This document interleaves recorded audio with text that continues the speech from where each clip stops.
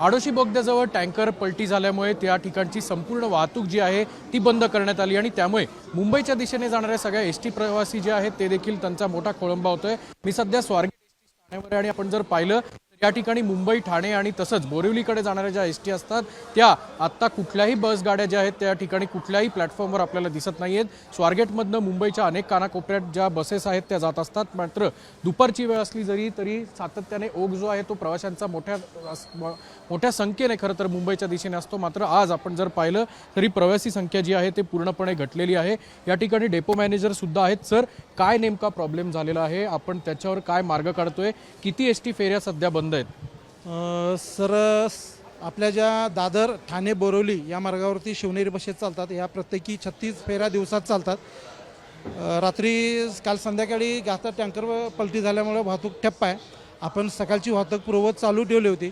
9 वाजेपर्यंत आपल्या सर्व फेऱ्या सुटल्या होत्या, परंतु त्या जाऊन सोमाटणे फाट्याच्या दरम्यान सगळ्या वाहतूक कोंडीमध्ये अडकलेल्या आहेत। त्यानंतर प्रवाशांचाही ओघ जशी माहिती पडेल तसे प्रवाशांचाही ओघ कमी झालेला आहे आणि 9 वाजल्यापासून अद्यापर्यंत ठाणे दादर बोरिवली मार्गावर जाणाऱ्या शिवनेरी बसेस सुटलेल्या नाहीत। जशी वाहतूक पूर्ववत सुरळीत चालू घाटातली त्यानंतर आपण लगेचच फेऱ्या सुरू करू, परंतु सद्यस्थितीमध्ये सकाळपासून 7-8 तास झाले एकाच ठिकाणी गेलेल्या बसेसही अडकून आहेत। सर, प्रवाशांना काय आवाहन करू इच्छिता, कारण मोठ्या संख्येने मुंबईकडे जाणारा जो ओघ असतो तो प्रवाशांचा स्वारगेटच्या ठिकाणी मोठ्या प्रमाणावर दिसतो। प्रवाशांना माझं नम्र आव्हान हेच आहे की आपण जसा कायम आमच्यावरती विश्वास ठेवता तसाच विश्वास राहू दे।